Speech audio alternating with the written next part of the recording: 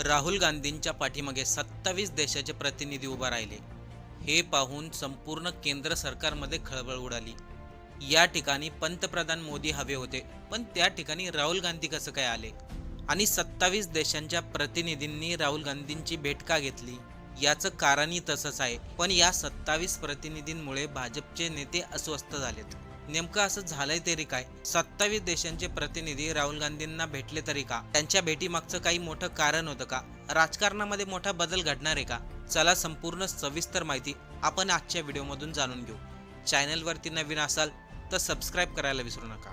भारतामध्ये अनेकदा प्रश्न विचारला जातो, विरोधी पक्षनेत्याची काय गरज आहे? काही लोकांचं तर असंही म्हणणं आहे, देशामध्ये फक्त एकच पक्ष असायला हवा आणि त्यांचंच राज्य असायला हवं. कारण की विरोधी पक्षनेता फक्त प्रश्न विचारतो, अडथळे निर्माण करतो. पण लोकशाहीमध्ये विरोधी पक्षाचं अस्तित्व किती महत्त्वाचं आहे हे आपल्याला या व्हिडिओमधून समजेल. आपल्याला राहुल गांधी यांच्यासोबत फोटोमध्ये काँग्रेसचे काही वरिष्ठ नेता दिसत आहेत. भारताचे माजी परराष्ट्र मंत्री हे सुद्धा होते. या सर्वांची एक बैठक झाली. त्या बैठकीमध्ये युरोपियन युनियनचे 27 सदस्य होते. ही बैठक फक्त जेवण्यासाठी किंवा भेटण्यासाठी झाली नव्हती, तर ही भेट होती भारताच्या सध्या राजकीय परिस्थितीवरती, परराष्ट्र धोरणावर आणि भविष्यामधील संभाव्य राजकीय बदलांवरती चर्चा करण्यासाठी आयोजित केलेला एक डिप्लोमॅटिक आउटरीच होता.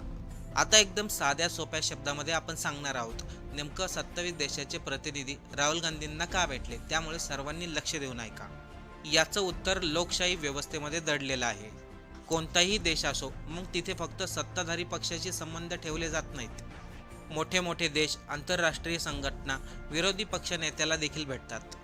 त्यांच्याबरोबर सध्या जे संपूर्ण जगामध्ये चालले, राजकारणामध्ये चालले, त्यावरती चर्चा होत असते.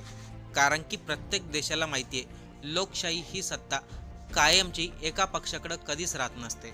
निवडणुकानंतर राजकीय समीकरण बदलू शकतात. भविष्यामध्ये कोण सत्तेत येईल, त्यांची विचारधारा काय आहे, परराष्ट्र धोरणाबद्दल त्यांची भूमिका काय असेल, हे समजून घेण्यासाठी अशा प्रकारच्या भेटीगाठी होतात. पण इथं वेगळं आहे. 27 देशाचे प्रतिनिधी आहेत जे राहुल गांधींच्या पाठीशी उभा आहेत. France, Germany, Italy, Spain, Netherland, Poland यासारखे प्रभावशाली देश आहेत. या सर्व देशाचे भारतामध्ये वरिष्ठ अधिकारी किंवा राजदूत भारतामध्ये कार्य करत असतात. ते प्रतिनिधी फक्त भारत सरकारशी चर्चा करत नाहीत, तर ते विरोधी पक्ष नेत्याबरोबरही चर्चा करतात. आता नेमकं यांचं काम काय असतं ते समजून घ्या. त्यासाठी तुम्हाला एक उदाहरण देतो.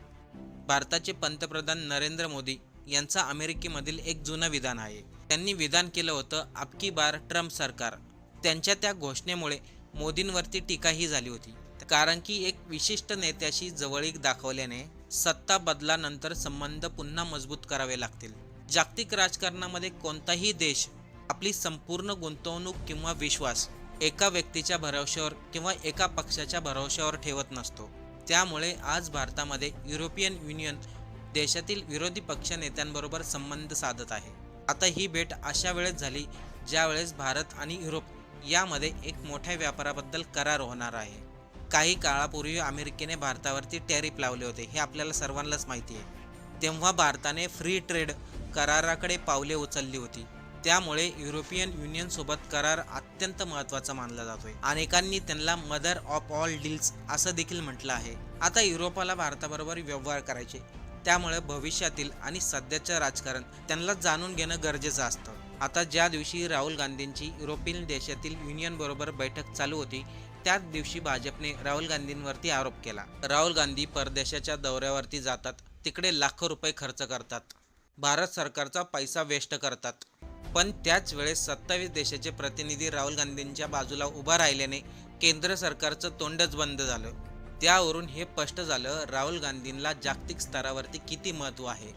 अशा बैठकीमध्ये नेमकं काय बोलणं झालं हा प्रश्न अनेकांना पडतो. या बैठकीमध्ये परराष्ट्र धोरण, भारतातील सध्याची राजकीय परिस्थिती, आर्थिक धोरण, निवडणुका, व्यापार आणि लोकशाही मूल्य या विषयांवरती चर्चा होत असते. उदाहरणार्थ, भारत सरकारची एखाद्या मुद्द्यावरती भूमिका काय आहे आणि विरोधी नेते पक्षाची भूमिका वेगळी आहे का, हे समजून घेतलं जातं. भविष्यामध्ये जर सत्ता बदल झाला तर नवीन सरकारची दिशा काय असेल हे प्रत्येक देशाला जाणून घेणं गरजेचं असतं. आता या ठिकाणी युरोपियन देश लोकशाहीला महत्त्व देतात, राज्यशाहीला नाही. म्हणजे ते कधीही एका पक्षाच्या बाजूने बोलत नाही. त्यामध्ये ज्या पक्षाची सत्ता आहे त्यांचं देखील ऐकून घेतलं जातं आणि जे विरोधी पक्ष नेते आहेत त्यांचं देखील ऐकून घेतलं जातं. जगभरामध्ये सध्या अनेक देशांमध्ये संघर्ष सुरू आहेत. अमेरिका, रशिया, चीन, युक्रेन, इराण, इस्रायल त्या युद्धामुळे जागतिक समीकरण एकदम झपाट्याने बदलत आहे. अशा वेळी भारत सारख्या मोठ्या देशाची भूमिका महत्त्वाची असते. त्यामुळे युरोपियन युनियन भारत सरकारबरोबर विरोधी पक्ष नेत्यांच्या संपर्कामध्ये असते. युरोपियन देशाच्या 27 प्रतिनिधींनी राहुल गांधींची भेट घेतली. ही फक्त एक साधी भेट नव्हती, तर लोकशाहीचा मोठा आधारस्तंभ म्हणून विरोधी पक्ष नेत्याची भूमिका घेतली जाते. या सर्व घडामोडीमध्ये एक गोष्ट स्पष्ट होते, लोकशाहीमध्ये विरोधी पक्ष हा फक्त सरकारवरती टीका करणारा पक्ष नसतो, तर तो देशाच्या राजकीय व्यवस्थेचा मोठा स्तंभ असतो. सरकार कधीही बदलू शकतं, पण देश मात्र कायम राहतो. यावरून एक गोष्ट स्पष्ट होते, देशासाठी जेवढं महत्त्व पंतप्रधान मोदी यांना दिलं जातं तेवढंच महत्त्व विरोधी पक्षनेते राहुल गांधी यांना दिलं जातं. बऱ्याचशा लोकांना या भेटीचा अर्थ समजला नव्हता. आपण या व्हिडिओमधून हेच सांगण्याचा प्रयत्न केलाय, 27 देशाचे प्रतिनिधी राहुल गांधींना का भेटले. बाकी आपल्याला या सर्वांबद्दल काय वाटतंय कमेंट करून नक्की सांगा.